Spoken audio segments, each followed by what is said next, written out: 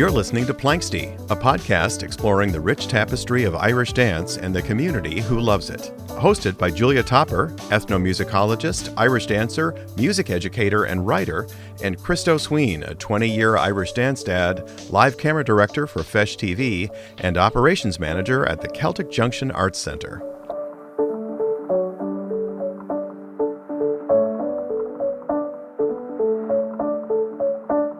So I had a crossover with a podcast that I'm doing for my day job and the Planksty podcast because my day job is I work with a company that helps lawyers with business development. So I'm a business development coach and trainer and educator, and part of what we're doing is this podcast called the BD Catalyst, the Business Development Catalyst. And a friend of mine from the law firm marketing and business development world is also an Irish dance parent. Oh, nice. Of course. And we're everywhere. Yes, yeah, right. Exactly. And so she was a guest on the BD Catalyst a couple of weeks ago. And so I said, Kaylee, do you mind if I ask you, what about lawyer business development have you learned from Irish dance? And she went deep. Like, she had several examples of really cool things. So that was kind of fun. Like, I love that. We're never too far from Irish dance. No, well, and I think it is fun to see. We talk about the life lessons I think that dancers get, no matter what their age is, from Irish dance, and how you can bring those things into other aspects of your life. And I don't think we talk enough about what the parents get out of it, because I think parents do get a lot of really strong, benefit, friendships, the community you can make. But yeah, because, well, what's an example of like one of the lessons that she was talking about on the podcast, out of curiosity? Well, what was it? I mean, I sort of teed it up as, she and I are both, in our day jobs. Our job is to help make other people more successful. And there are a variety of tactics and techniques there. And I said, and as Irish dance parents, like, it's our job in a way to help our kids, be as successful as they can be, in it, without actually doing it for them, obviously. Right. So I mean, one of them was like, you only get one chance to make a first impression. Yes. And so I'm just like, okay, yep, that's true. Yeah. That's true. No, that's a great response. I love that. But anyway, I maybe we'll figure out if we can sort of link to that section of it. I think people would love to hear that podcast. It might be kind of fun for people to listen to that. Absolutely. I think probably a lot of people will relate to it. Yeah. Check the show notes for that. So, but enough about that. I'm stoked for today's guest. We've got a good one today. They're all good ones, right? But this is really good. Right. There's some legend involved in this interview.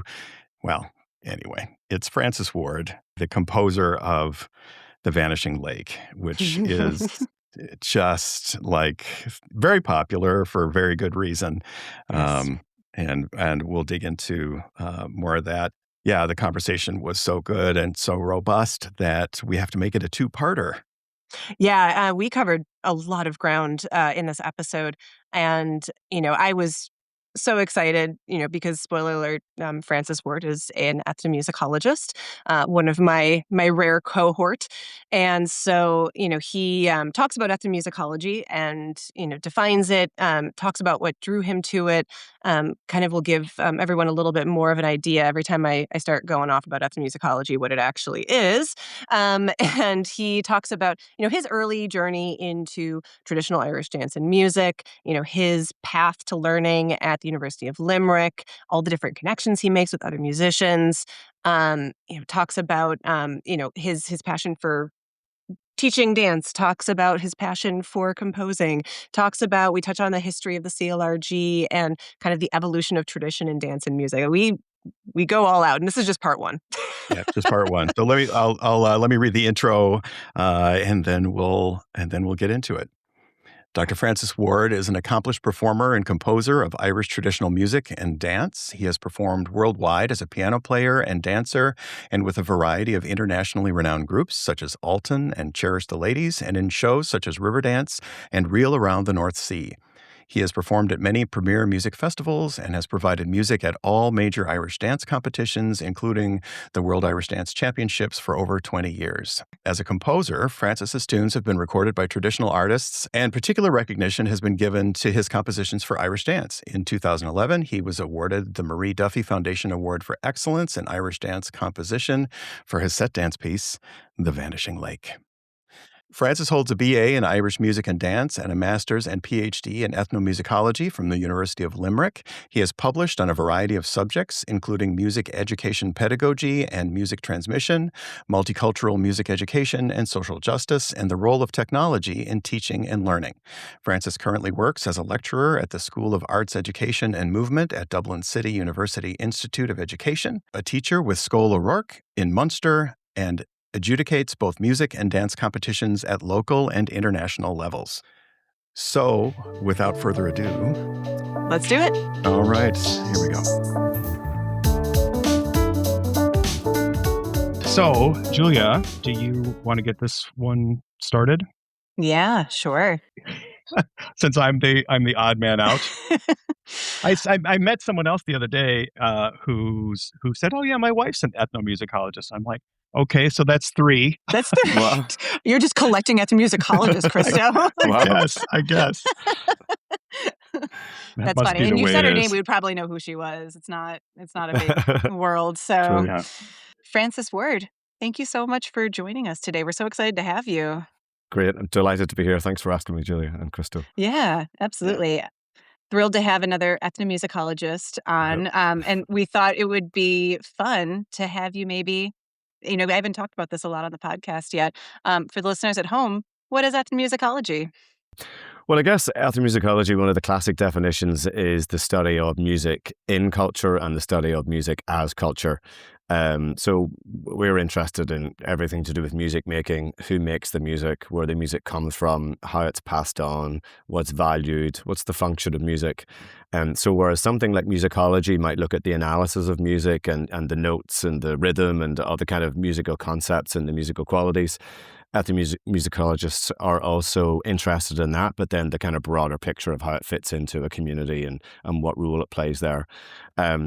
So my role is kind of, or my interest in it really came from that kind of scholarly interest in the music. I obviously had the musicality and was very interested in the analysis side of things and the performance side of things, but very, very interested to get to know how can we think about this, I guess, more broadly and maybe in an academic context. So I came to it through my undergraduate, which was in the BA in Irish Music and Dance at the University of Limerick. And then I went on to study it at master's level in ethnomusicology, and then I went on to do my PhD. And generally, people in ethnomusicology look at music of the non-Western world. So typically they go outside kind of the North American, European kind of sphere of kind of classical and pop music. A decade ago, they would have gone to maybe a community in Africa and lived there for years to learn about, how the music worked. I mean, now people study all kinds of music under the remit of ethnomusicology, pop music, electronic music. I studied then kind of lots of musics during my master's year, but when I did my PhD, I specialized in Irish traditional music and thinking about the role of technology in the transmission of tradition. So how is the tradition kind of transformed by the internet in particular? When I started in 2010. I mean, the internet is old hat now, and there's lots of technologies that have influenced it since, but that was kind of a hot topic at that time. How was it being used in a kind of positive way, and how was it transforming it?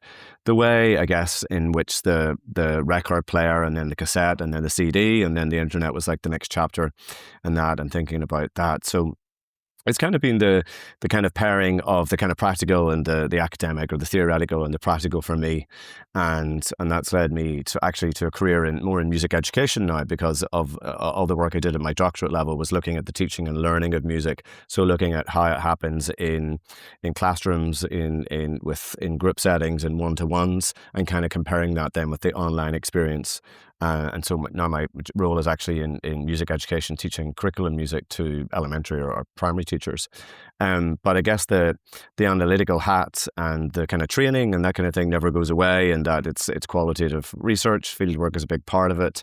Participant observation, that kind of quality to the research and the rigor, I think, has kind of stayed with me. Oh, that was the perfect, I think, encapsulation of all of it. That was great. I always laugh when I'm teaching, my undergraduate classes, because I think it was Bruno Nettle, who's a well-known ethnomusicologist and wrote quite a bit.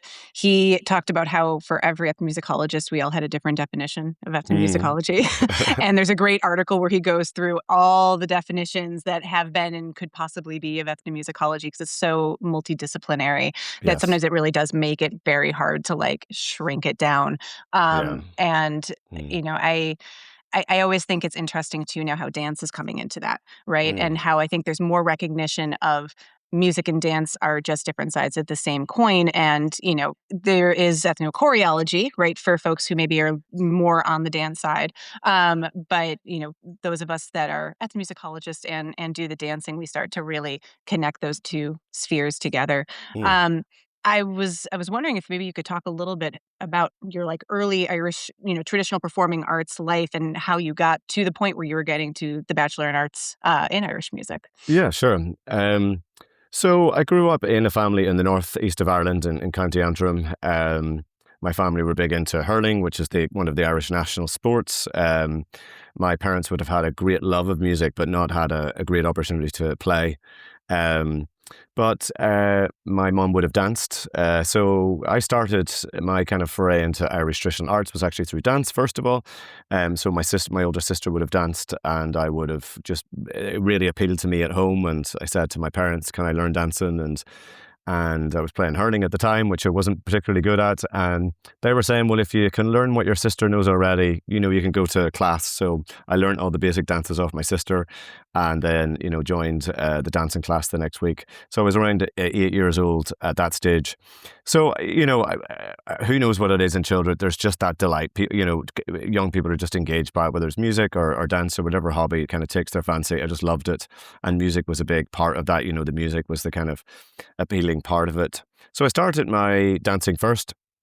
And then around 10 or 11, I kind of thought, realized that music's pretty class. I kind of loved that music. We were on holidays in Donegal, which is on the northwest coast of Ireland. And I said to my parents, can I play music? And they bought me a tin whistle and kind of a starter pack. And I started teaching myself some of the tunes. There was like a tune pack and a recording that came with it, but I was trying to work out different pieces by ear, because obviously I had a lot of music in my head. The same summer, I went on an exchange program called Project Children, which took children from Ulster, from Northern Ireland, from kind of both sides of the Catholic Protestant kind of divide, and placed them with families in North America. And that was the idea was to get children out of kind of the kind of divided society of Northern Ireland and get them mixing with other people from the north in a new environment and with different families and that kind of thing. And while I was there, that family, the Ryan family in New Jersey, had a piano in their living room, and I'd never had access to a piano before. So I spent 6 weeks of the summer tinkering and working out little bits of set dances and that kind of thing, and just really getting into the music and loving that, and actually danced while I was there as well. And then when I came home, I was mad, I have to play the piano. So we got a keyboard, which was more within our kind of family budget. And then just started teaching myself at home, tin whistle. So I was learning, already knew the tin whistle and then piano. I started really listening then to the people that were playing the live music at competitions and thinking, oh my God, that tune's lovely. And oh, I love that. And, I've loved how they did that. And it was a real kind of informal apprenticeship of hearing them and trying to emulate that at home.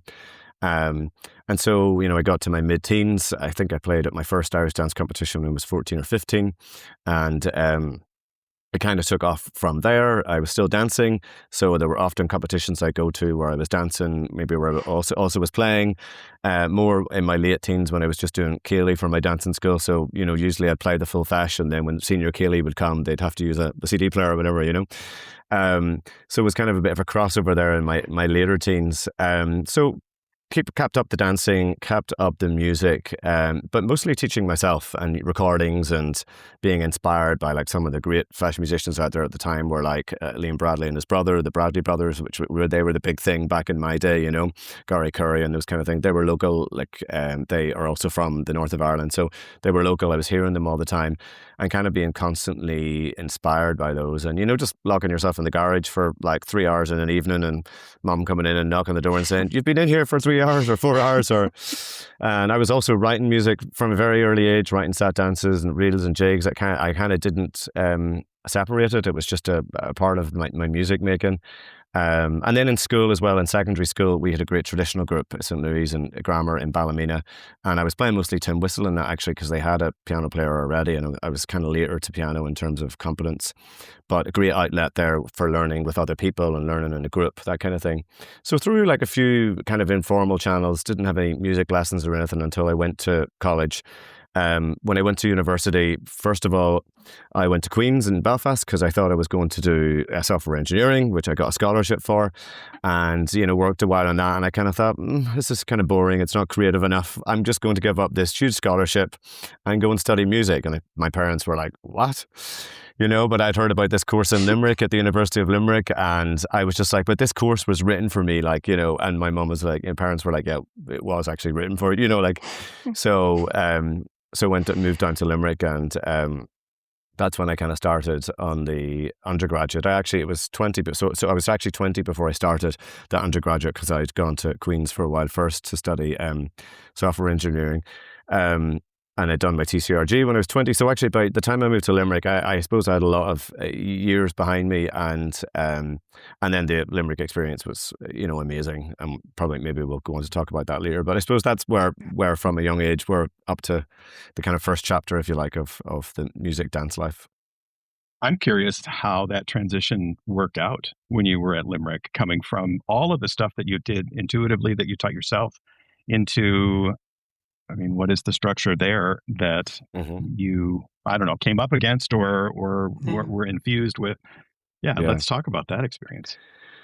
It was, obviously it was a structured learning experience. It was the first time I'd had like one-to-one lessons where people would, pay attention to your technique and teach you new tunes and really kind of tailor the pedagogy and what you were learning and think about a program of learning for you. So, I was just like the inspiration and the motivation and the stimuli were just like amazing. You'd have one-to-one classes, you'd have ensemble classes, you'd have dance classes, music classes. Throughout the 4 years, I did piano and fiddle and dance as some of my performance areas, or the performance areas I covered. And they would have been like, solo, group, and then of course music and dance coming together for a lot of the performances. And the musicians, dancers, and I should say song as well. Lots of song experience as well. And we would have been in one class, and we would have got lots of amazing opportunities to perform, like at Celtic Connections Festival in Glasgow.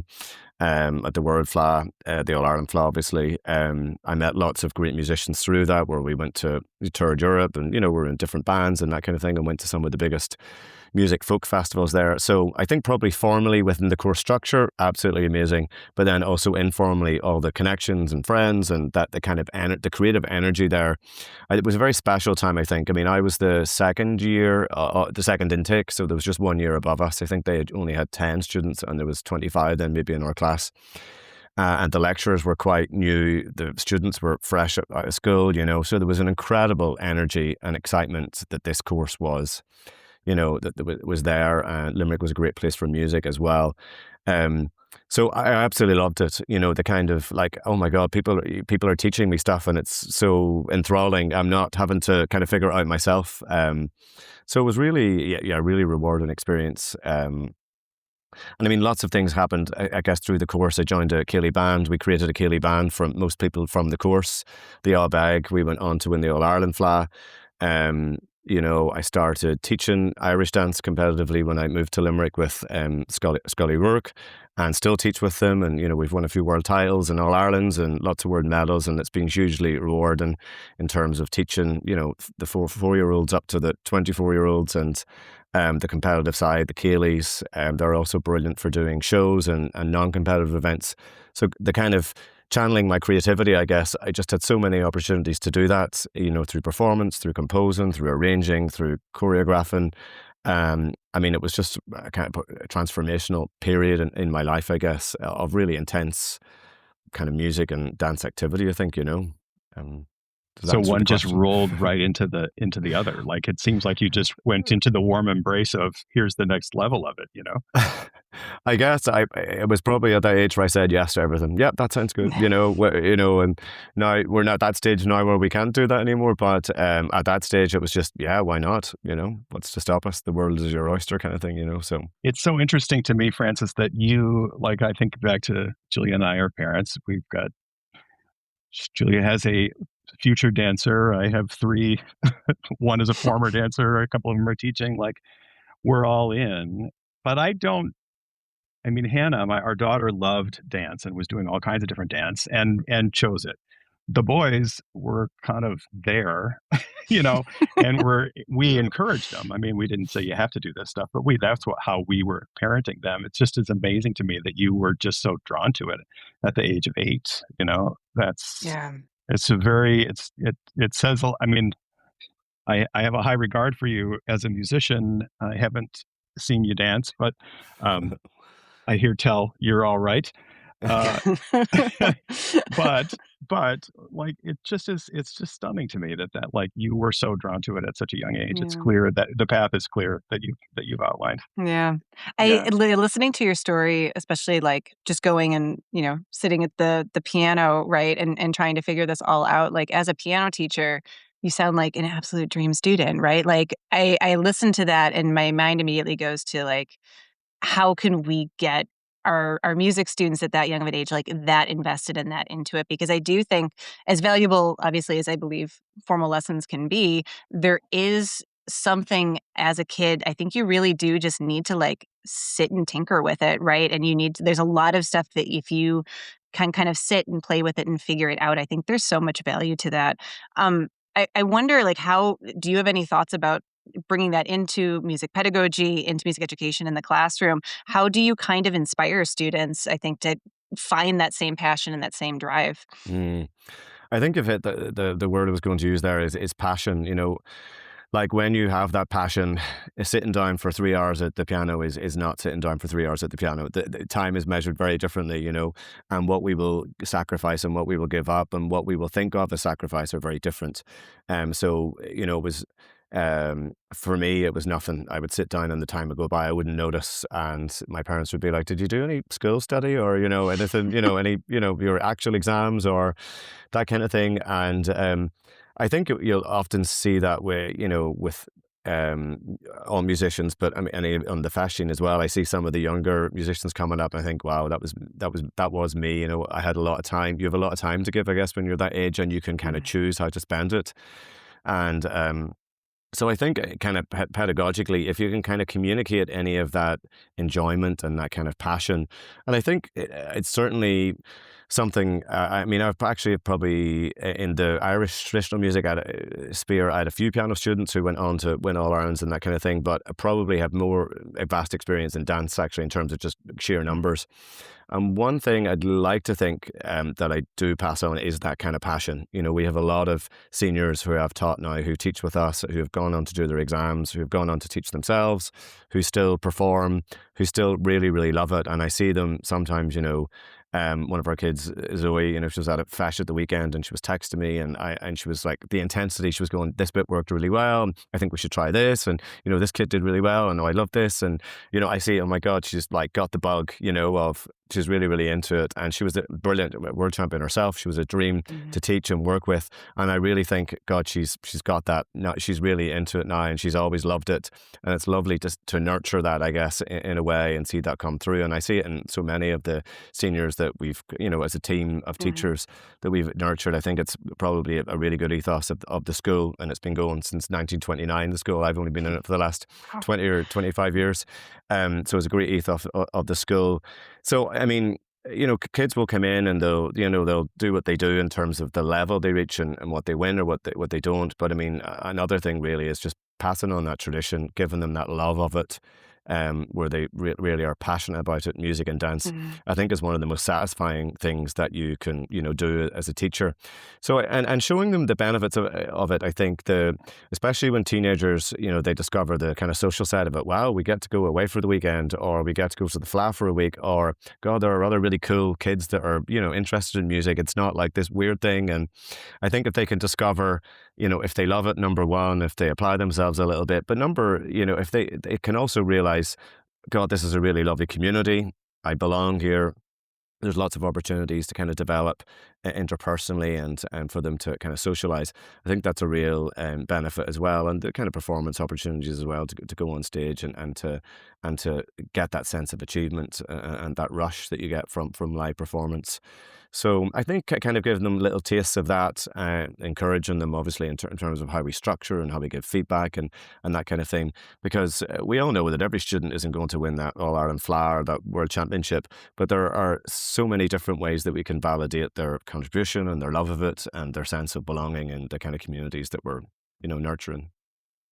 I thought it was fascinating when you said that the school has been going on since 1929. Is that's got to make it one of the oldest continuous running Irish dance schools in the world, right? Yeah, it is the oldest school. So it is the oldest. Okay, yeah, that's actually amazing. Predates the commission, actually. Okay, yeah, that makes sense because it would have just been the Gaelic League, right, running the show at that point. That's fascinating. Yeah. That's really interesting. I'm curious, do you know, with the history of the school at the beginnings of it, was it one of the first schools to kind of come on board with the commission? Do you I'm just curious if you happen to know? Yeah. Yeah, it would. The family you probably know Arlene Nivrian, Maria Nivrian, who are teaching, and their mother Maureen O'Rourke or Maureen Toohey. They would be they're this generation and the past, and it would have been the generation before that started the school, and their heavy affiliation would be with the Gaelic League and the Irish language. And all forms of Irish culture, so Irish music, Irish dance, Irish song, and Irish language at the centre of it. So they would have been very much part of that, the formation of the commission, and a big advocates for it, and even down through the years, and then into the split and post that, and even now, Orla and her mother Maureen would have been Conra reps, for example. Conra na Gaeilge is the Gaelic League in Irish. And you might know that the commission has a certain number of Conra na Gaeilge reps, which kind of tie it down to the idea that it's a cultural organisation for the promotion and the preservation of Irish dance, as well as now organising these major Oireachtaí, the Worlds and the All-Irelands. So they, certainly, the commission and them very much the one identity and the one mission, if you like. Oh, that's really fascinating. Yeah, for our listeners who may not know too much about the formation of the CLRG, and Francis, please jump in wherever here. But so the Gaelic League was initially formed as kind of a way to push back against English colonialization, and was it was a process of de-Anglicization. So they were kind of looking at all these traditional Irish arts and trying to revive them, but especially the Irish language, and Irish dance was obviously one of those things.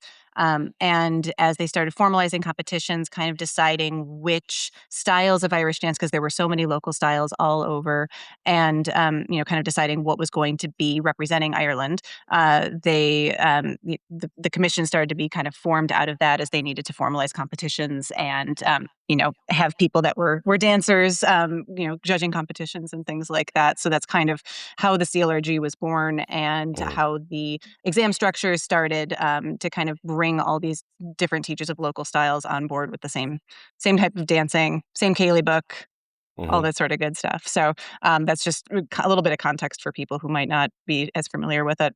I don't know if there's anything you want to contribute to that. Yeah, not only that, the kind of Munster style was the style that was kind of chosen, and they elevated that, and that's where our school would be based in Limerick and Clare and Tipperary. So very much that Munster style, and especially the heavy dancing and the rhythm, was kind of chosen or selected and elevated above the others, and that's the fact of that has lasted through today. The very percussive nature of it. And a lot of the dance masters originally would have come from, the ones we know of, like Cormac O'Keefe, and would have come from Cork and Limerick and around those areas, as well as Leinster. And now we recognise, of course, that there are lots of dance masters from all over the island. But at the time, those ones we think of from back in the day are very Munster heavy in terms of their representation, I think, certainly the people that were kind of doing the field work at the time for the commission, they weren't calling it field work and they weren't ethnomusicologists, but we want to kind of bring it back to the start of the conversation. We can make some comparisons there, right? Like their job was to find, quote unquote, the most Irish dances to collect, right? And so they had people kind of going out and seeing what was being danced at the crossroads, and we're, selecting the ones that were called like the Walls of Limerick and, Trip to the Cottage and things like that. Now we know that a lot of these dances were actually quadrilles, and a lot of them came from Europe originally. But, this is, and ethnomusicologists aren't necessarily doing that kind of specific work. But if we think about this idea of going out into the field and collecting dances, collecting songs and things like that, it's a pretty good comparison, I think. Yeah, the music, the song, the dance, they're all part of what we call the oral tradition. And part of the oral tradition is that natural creativity of lots of different versions of, interpretations existing of even an individual song or a piece of music or a dance. And that variety and richness did exist. One thing the commission did was to try and kind of standardize that so that they would have a kind of a core repertoire. And so there were lots of processes of kind of cleaning those up and standardizing them so that there was a kind of standard canon that everybody could kind of adhere to and subscribe to. But certainly those dances are probably versions that they managed to capture. But we know that even some of the popular dances in the north, they're danced slightly different, for example, or, so there was great variation there. And the versions that have been handed down are just one instance of something that existed at the time that, they decided to make accessible. And we understand the function of that because then everybody can kind of sing from the same hymn sheet and promote it. But I suppose it's important to remember that natural creativity in oral traditions was very much there, and is now today in some ways, more in how we are allowed the freedom we do in a kind of our choreography, for the solo dances in particular. Yeah, I think the trad sets in particular is really fun to look at and see how things have, standardized and canonized over the years. My favorite set dance is Molyneux Blackbird, and I love sharing the story of that with people. I don't know if you want to jump in here, so it's not just me talking about it, but Jeremiah Molyneux was one of the few dance masters that did not end up kind of moving over to the CLRG once it formed, and kept a very strong canon of his own dances from North Kerry. And Catherine Foley, who's a professor emeritus now at University of Limerick, did her field work with Molyneux students. And she was actually the one that introduced Molyneux's St. Patrick's Day and Blackbird to the CLRG. And those kind of like the CLRG, like modern competitive, style now of those particular set dances, now we see them all over the place in competitions here. And I think the process of that is just fascinating, right? Like, and how you can see if you take a video of some of her students dancing this at University of Limerick in the master's program versus, just for example, Julia O'Rourke's version of it that she has on YouTube that you can find. It's the same dance, but it's not the same dance. It's fascinating. Yeah. And that's a natural part of the evolution of tradition, is that, things do change. But I think it's really rich that we have an original version which we can look back on. And because in years, things are cyclical, moves that I did as a child that, 10 years ago, was so old fashioned. Then they come back in when you're in this game long enough, you're like, oh yeah, we did that movement years ago. It's just a slight twist on it. And that's I think the really rich thing about tradition is that there are all these ingredients going around and round, and at different times they surface and go under then, and with the music and dance we see it with tunes and variations and interpretations as well. Yeah, can't be static. It has to keep changing, right? Yeah. And I think too, you talked about that you've studied technology and its role in all of this. I wonder what you think about how technology is going to help us preserve a lot of these things so they can come back and cycle back. Right now, all of a sudden, the last 5 years, everyone's recording their steps and putting them on Instagram. Right. And I wonder what impact that's going to have. Yeah, like the music, we can look back at the history of the music and how it's intensified and renewed the tradition in many ways. Back at the start of when the first recordings of traditional music came, people were very much based in their regional styles. and actually tunes were specific to regions and settings and that kind of thing. Then people from Sligo started to hear music from Kerry, and they started to hear music from Donegal, and then suddenly we've got, the musical styles coming together, and people were worried that this kind of cultural grey out might happen instead of this, musical diversity. That has never come to pass. We still have great Slave Lucan musicians who play distinctive Kerry music and people who play distinctive Donegal music. But we all have that awareness. We have kind of a national style and repertoire which everybody can kind of associate with, and that extends into the diaspora as well, obviously. The same with the dance, you used to be able to pick out an Ulster dancer from a Munster dancer. That's kind of not as easy to do now, although you can always pick out a Munster treble, I think, in terms of the heavy dancing. Even workshops, you'd be able to say, oh, that's an American school, but I'd say their workshop is being done by X because of the style. And I think certain qualities of the style, the kind of in which movements are executed, definitely persist, which is great because I guess we don't want to lose that.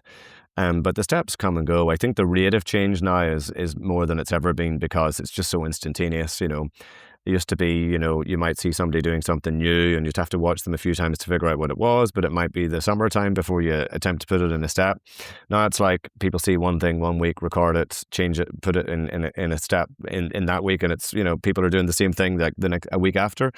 So, but also then that inspires creativity because people see others being different. So they're not only copying, but they're being inventive then and creating new things. And then, of course, people, have approximations of, they think they're copying it, but they actually come up with something slight variation on it. And so you've got this nice kind of creativity buzz, which goes on kind of the year round now. I think it's, very intense the whole kind of calendar year, where it used to be, maybe in the summer you'd have your workshop and you'd update things. Now it can happen on a Monday night after the weekend or whenever, Yeah. it's very intense. But it's great as well because the skill level and the kind of complexity, the interesting nature of it is it's fabulous, I think. Yeah. I think it's, I'm wondering, just because my experience as a dancer is so recent, do you find now that the pace of kind of choreographing new steps for each new season, let's say, is more intense than it would have been 20 years ago? Like, did people keep the same steps for longer, do you think?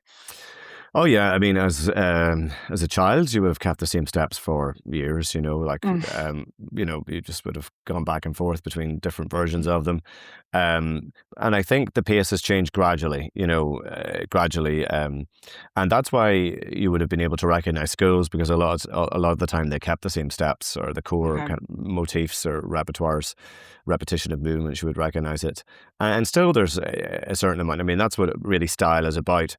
Style is about making deliberate choices about what you're going to include and what you're going to exclude and how you're going to interpret it and style it up. I mean, if you throw everything in that ever is new, then it just becomes a big, the kitchen sink. So, I think you have to deliberately choose, well, I like this and I don't like that. And this is what I want to see in the dancer or in the music I create. It's the same kind of thing. So I think that kind of conscious decision, that probably comes with maturity. And I think schools that have been around a long time have a sense of that because they're building on a very strong foundation of where they've come from and the identity of, well, what does an ex-dancer look like or what are their strengths? So I think that great tradition is there in kind of the styles of schools that are kind of established, and then of course new schools come up and they reinvent the tradition and develop their own style, and that really adds to the kind of diversity of what we get to appreciate. I'm curious, Francis, you mentioned that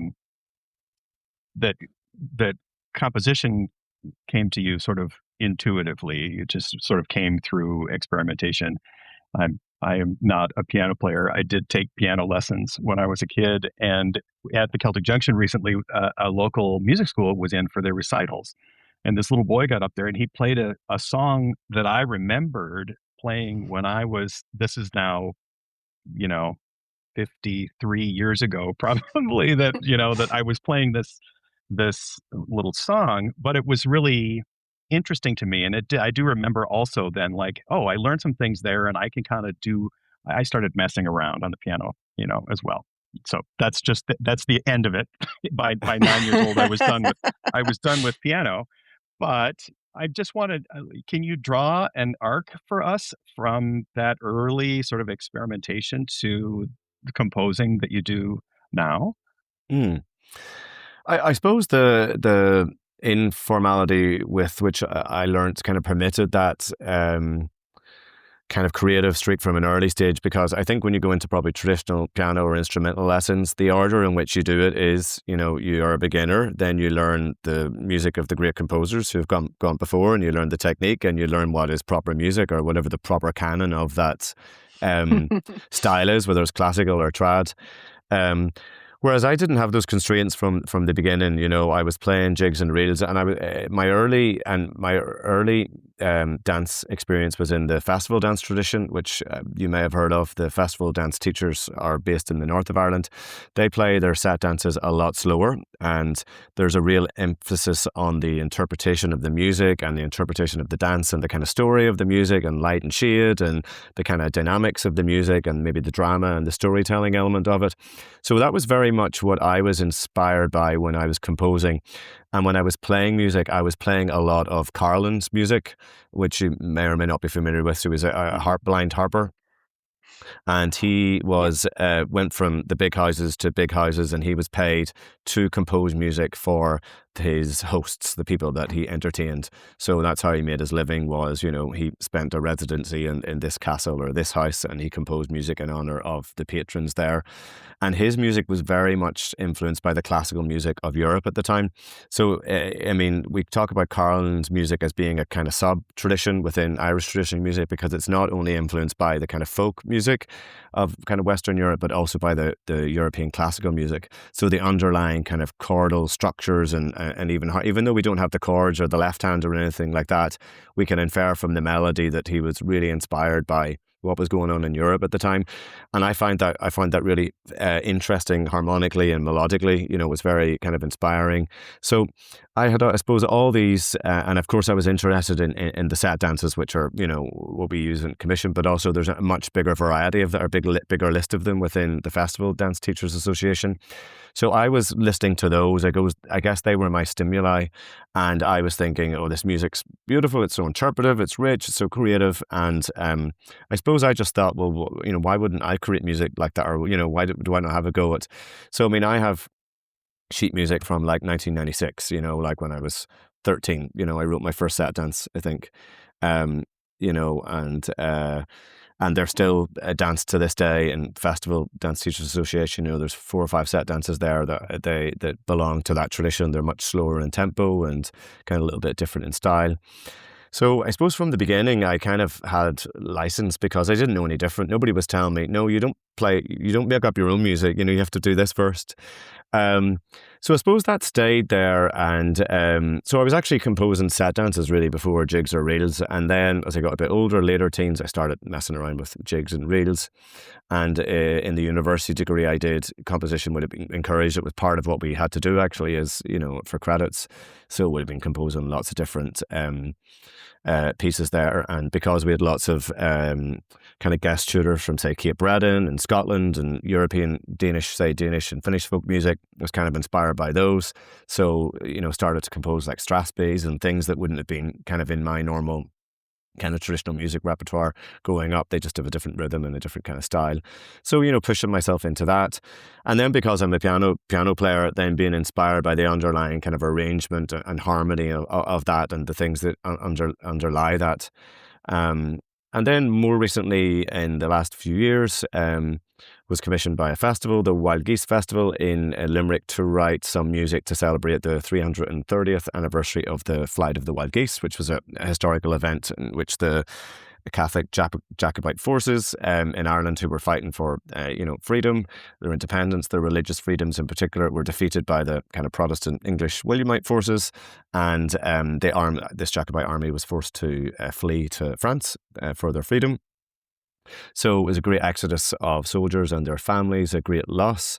So I decided to really challenge myself, and I thought, well, I can write traditional music, but kind of inspired by Bill Whelan and all the arrangement that goes on now with Irish traditional music. I wrote it for string quartet and for traditional instruments.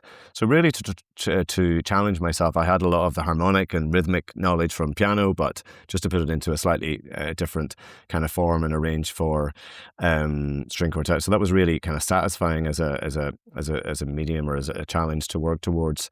So probably going from the sad dances into the dance tunes, inspired by trad music, O'Carlin's music, other European folk musics, jazz as well, all the guest teachers we had when I was at the University of Limerick, and then into the competitive scene, the Vanishing Legacy, somewhere in the middle there, and then challenging myself to go beyond kind of what I knew and to try and push the boundaries in terms of what I could produce.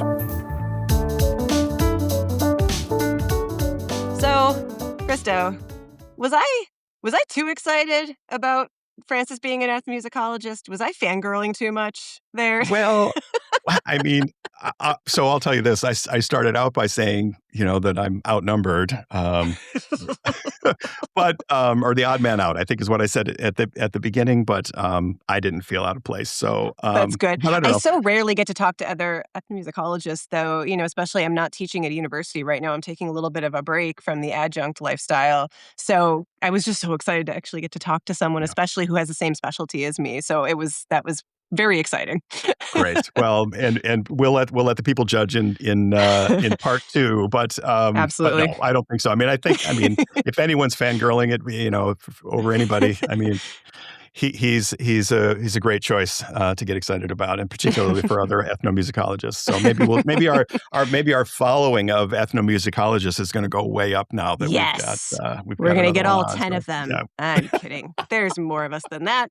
Maybe. Maybe. We'll There's a whole society of us. That's so fantastic. All right. Well, stay tuned. In a week, we'll have part 2.